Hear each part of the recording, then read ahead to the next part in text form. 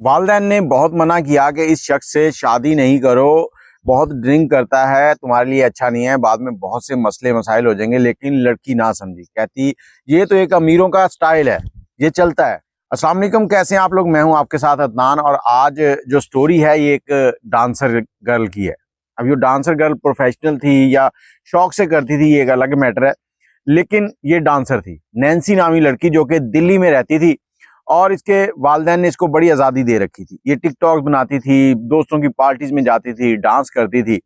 अब इसकी एक सहेली की बर्थडे पार्टी है, वहां पर ये जाती है, वहां पर ये डांस कर रही है बहुत ही प्यारे से। तो ये डांस करते करते वहां पर एक लड़का था जो कि बहुत अमीर था, गाड़ियों का शोरूम था उसका अपना, और उससे ये पसंद आ जाती है।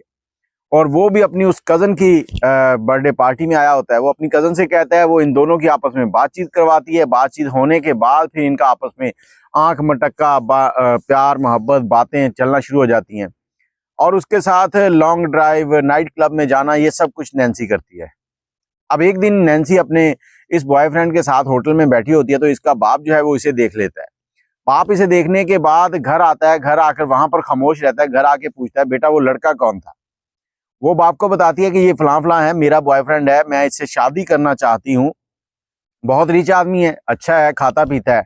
बाप खामोश हो जाता है, जाता है उसकी इन्वेस्टिगेशन शुरू करता है। इन्वेस्टिगेशन करता है तो उसमें वाकई पता चलता है कि वो अमीर भी है, खाते पीते घराने का है, बिजनेस अपना है, लेकिन एक उसमें बुरी आदत है, वो ड्रिंक बहुत ज्यादा करता है।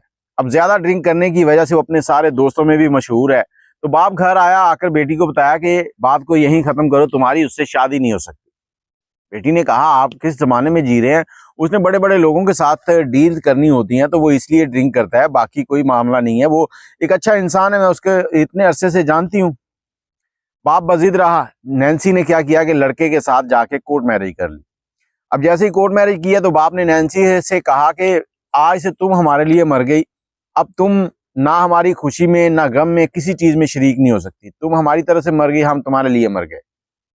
नैन्सी अपने शौहर के साथ रहना शुरू कर देती है। अब उसकी जिंदगी नॉर्मल चल रही है, अच्छी खासी खुशहाल।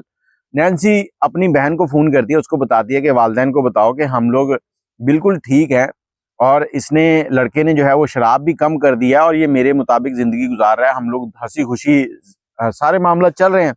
बहन माँ बाप को समझाती है। माँ बाप आखिरकार उनके जो सीनों में बर्फ जम गई थी वो पिघलना शुरू हुई, और आहिस्ता आहिस्ता इन दोनों फैमिलियों के आपस में तल्लकात शुरू हो गए।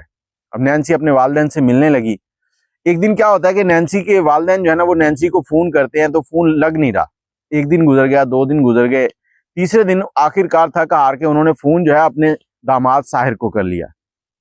साहिर को फोन किया तो उसने कहा कि नैन्सी जो है वो अक्सर इसी तरह से जाती है, 2-2 3-3 दिन वो नाइट क्लब में रह के फिर आती है, तो कोई टेंशन की बात नहीं है, मैं इस चीज का आदी हूँ। वालिदैन खामोश हो गए, फोन बंद कर लिया। 3 दिन गुजर गए, 4 दिन गुजर गए, 5वें दिन जब वालिदैन ने फिर देखा कि अभी तक नंबर ऑन नहीं हुआ, नैन्सी वापस नहीं आई, तो पता किया तो वो पहुंचे पुलिस स्टेशन कि हमारी बेटी इस तरह से 5 दिन हो गए हैं वो गायब है। पुलिस ने इन्वेस्टिगेशन शुरू की। पुलिस ने सबसे पहले उसके शौहर से कुछ पूछताछ की, उसने जो बताया उसके बाद उन्होंने उसका सीडीआर निकाला। सीडीआर निकाला तो उसके जो मोबाइल की आखिरी लोकेशन थी वो पानीपत की थी। कहाँ दिल्ली, कहाँ पानीपत। पुलिस को खटका हुआ कि यहाँ कोई ना कोई गड़बड़ जरूर है।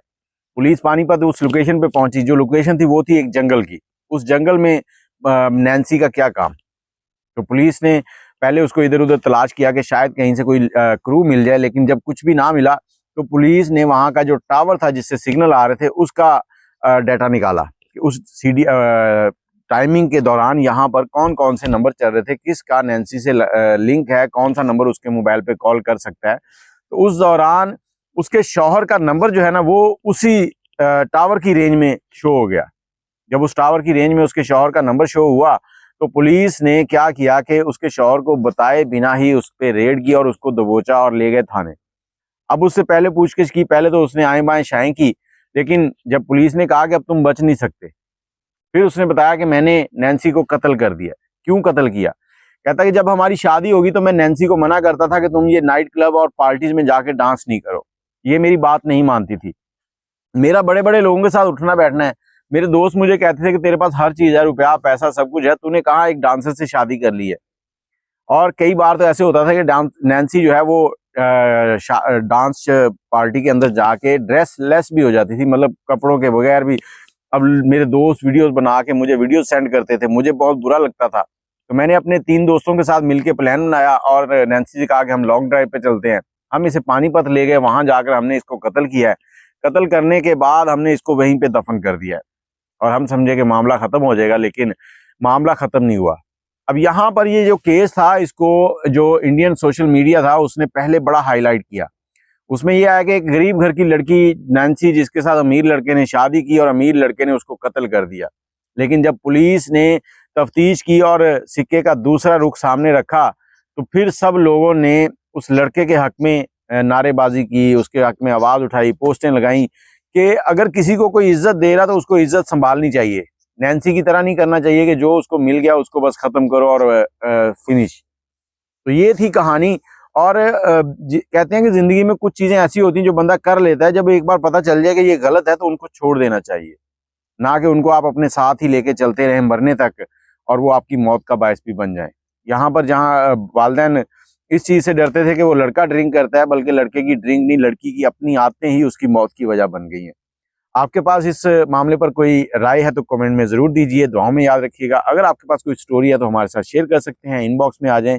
अल्लाह हाफिज।